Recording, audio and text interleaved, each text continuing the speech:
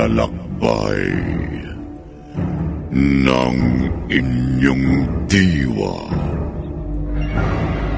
Pagsaksi sa mga pangyayaring hindi mo sukat akalain.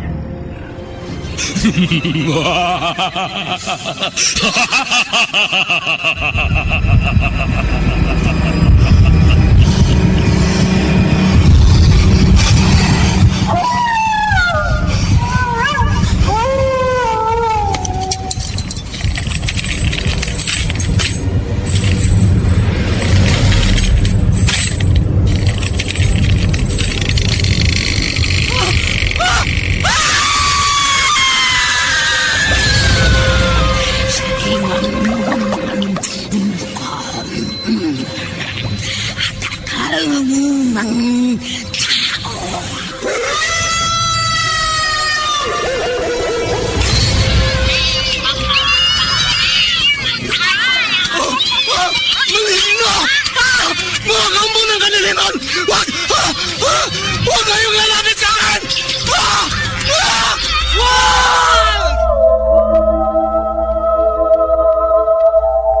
Mga kababalaghang hindi kayang tanggapin ng inyong isipan.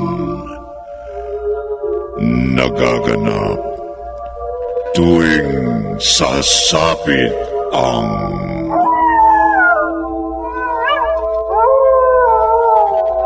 gabi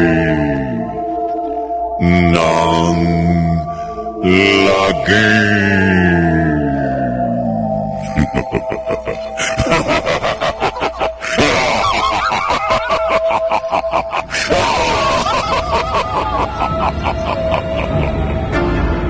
Pinagsamang produksyon ng DZRH at Star City.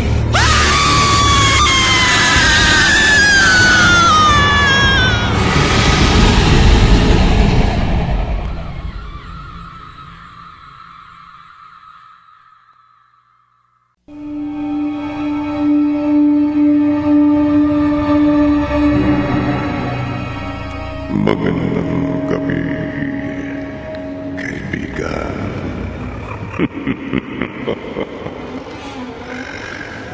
Makapangyarihan ang maligno. Anumang sandali, maaari itong magsabog ng lagim sa mga tao. Gayunpaman, may mabisang pangontra sa mga laman lupa na maaaring bumiag sa kanila. Hindi man sila tuluyang mapuksa.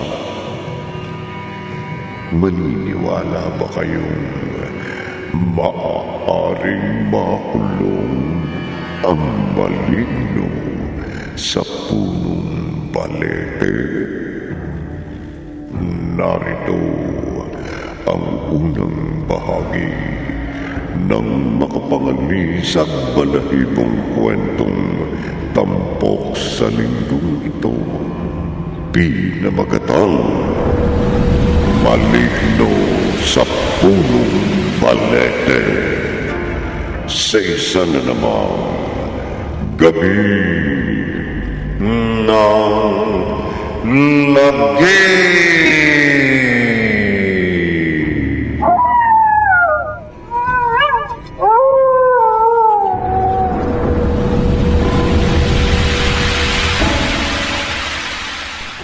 Nakakamiling mag-aral ng Bible. Oo. Marami tayong natututunan. Kaya lang, nalibang tayo, kaya ginabi na tayo sa pag-uwi.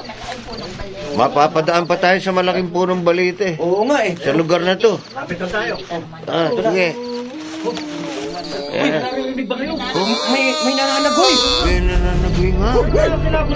Oo nga. Parang galing ang panagoy sa punong balete. Nalala yung mga balahibo ko.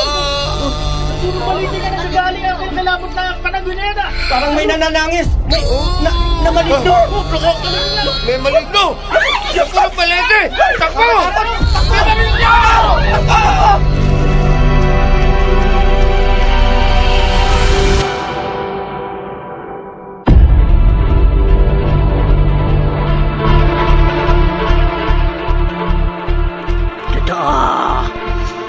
Totoo ang kinatatakutan nyo. Ayan no. Ayan ang katibayan. Matapos ako magsagawa ng ritual bilang albularya. Ang isang kutsarang kumukulong kandila na nilubog ko sa tubig. Ayan o, na nakalagay sa palanggana ay naghugis. Maligno! Nakakilabot ang anyo. Oo nga. Buti, nakatakbo kami. Napatunayan po natin. Totoo ang kinatatakutan namin. Oo nga ho. Totoo ang may maligno sa punong balite. Oo, Kaya nga mula ngayon, iwasan nyo nang dumaan sa puno ng balete, lalo na kung gabi, para hindi kayo mapahamak.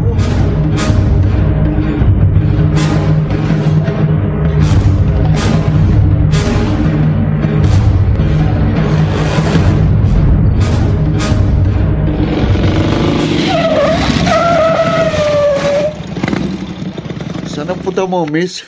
Hindi miss ang pangalan ko. Ako si Beatrice. Nakasanayan ko kasing tawagin ng miss ang isang babaeng hindi ko kilala. So, si Beatrice ka pala.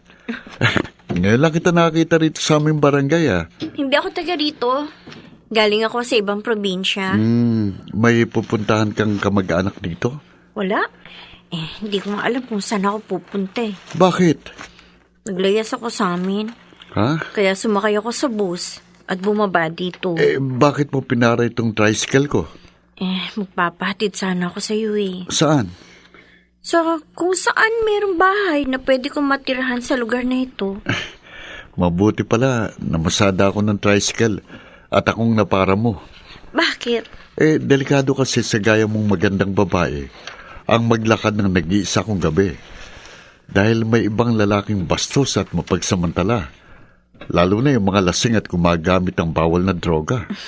Akala ko may alam kang pwede kong matirahan. Ihanap kita ng matitirahan mo na sigurado kong walang masamang mangyayari sa'yo. Salamat. Pero, ano? pwede ko bang malaman kung bakit ka naglaya sa inyo?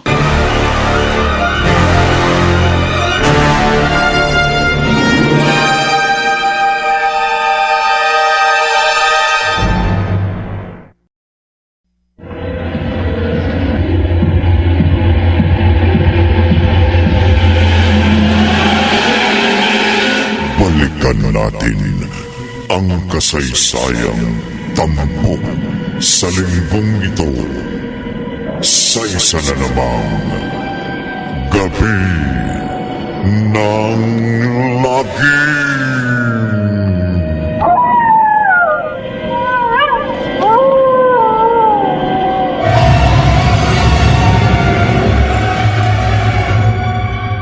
Ano, Elmo? Dito natin patitirahin sa bahay natin yung babaeng kasama mo? Kung pwede po, inay. Baka akalain ng mga kapitbahay natin, nagtanang ka na ng babae. Hindi po nila aakalaing nagtanan ako. Wala naman akong nobya Halos kasing gulang mo lang yung babaeng nasa sala natin, na naghahanap ka mo ng matitirhan. Kaya ko po sinikreto kayo rito sa kwarto. Pwede naman po nating patirahin si Beatrice sa dati nating tindahan sa harap ng bahay. Total, hindi na po natin napapakinabangan yun. Wala nang yumao si Itay nung nakaraang taon. Ang problema, hindi natin lubos na kilala yung babaeng gusto mong tulungan. Mukhang mabait naman po si Beatrice. Sige. Papayag na ako sa gusto mo. Salamat po, Nay. Pero, Oh. kapag may ginawang kalokohan ng Beatrice na yan, ikaw ang sisisihin ko.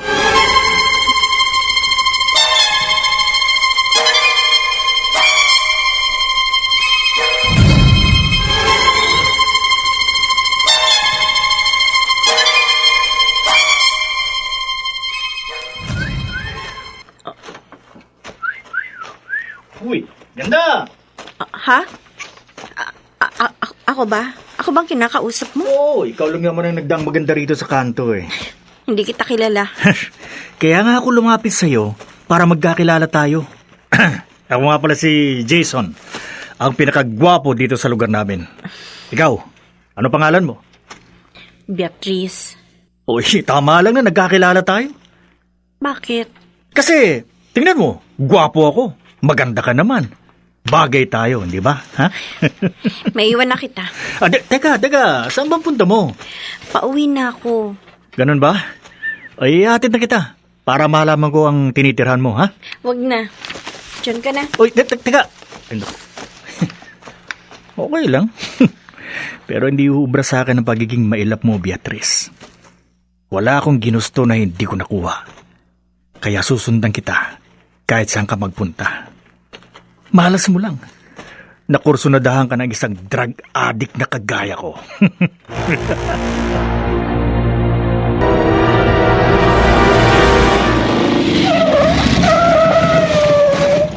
Jason, Hindi ako sasakay, Elmo.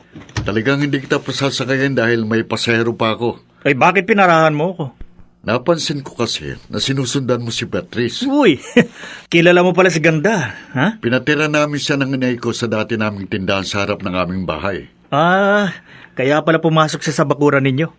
Kagabi lang kami nagkakilala. Ibig sabihin, hindi mo siya kaano-ano? Parang kamag-anak na namin si Beatrice. Ay, wala pala akong problema sa'yo kung ganun. Jason, kilala kita. Ilang kalugan nating babae ang binastos mo. Yung mga nagtatari at mailap lang naman sa akin ang kinakatalo ko. Huwag mong gagawa ng masama si Beatrice. Elmo, Huwag na huwag, Jason. At akong makakalaban mo.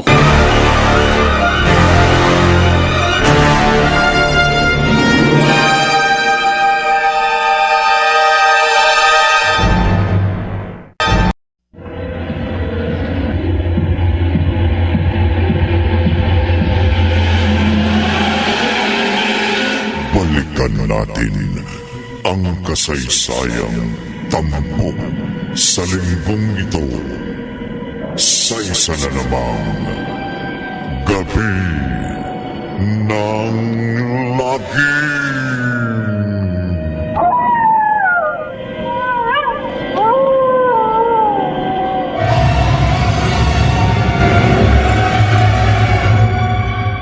Beatrice, nakakaabala ba ako sa'yo? Hindi naman, Elmo. Gusto ko lang kasing malaman kung komportable ka rito sa dating tindahan namin na tinirahan mo. Wala naman akong problema dito. Mabuti naman kung ganun. Kung aalis ka rito, ipaalam mo sa akin, ha? Para maihatid kita kung saan ka man pupunta. Sige. Nabanggit sa akin ng nanay ko kaninang pag-uwi ko para mananghalian. Umalis ka pala kaninang namamasada ako ng tricycle.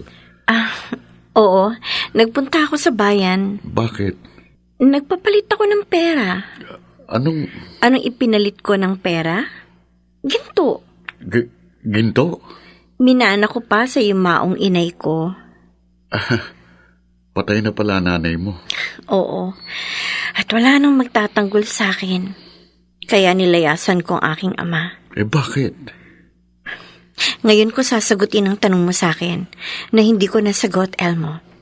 Dahil napatunayan ko, isa ka mabuting tao at mapagkakatiwalaan. Kaya hindi na ako maglilihim sa'yo.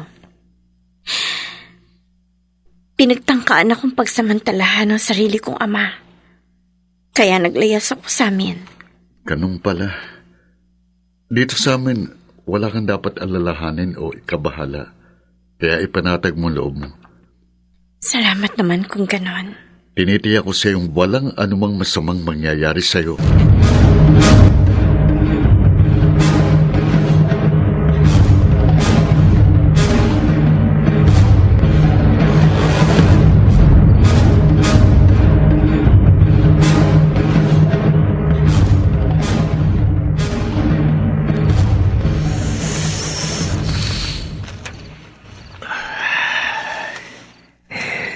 ngayong sabog na ako sa droga, hindi na ako mag-aaksaya ng oras. Baka maunahan pa ako ng iba kay Beatrice. Dito ako dadaan sa Talayban para makalapit ako sa tinitira ni Ganda nang walang makakapansin sa akin. Dito. Dito ako magkukubli. Sa likod ng malaking bato. At kapag lumalim na ang gabi, kapag tahimik na ang buong paligid, papasukin ko na si Beatrice sa tinitira niya. At tututukan ko siya ng matalas para hindi siya makapalag. At para magawa ko na sa kanya ang lahat ng gusto ko. Ano yun? May gumagalaw sa likod ng puno? Sa di karayuan sa akin.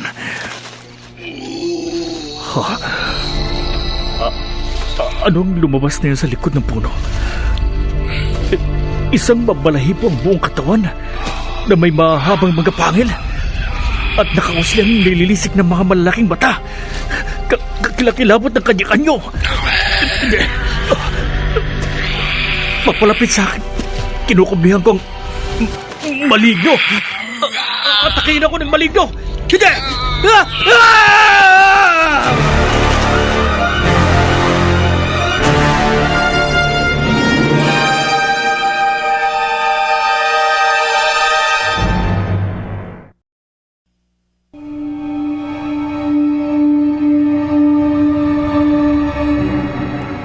Bakit may kakilakilabot na maligno sa labas ng tirahan ng dalagang si Beatrice?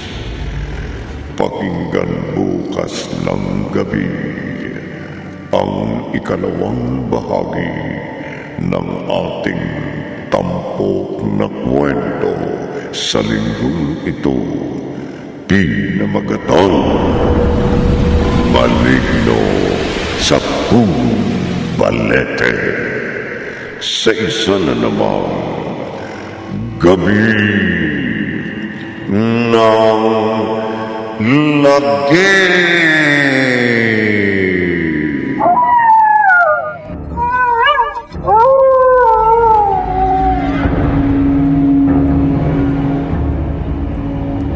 Mga nagsiganap: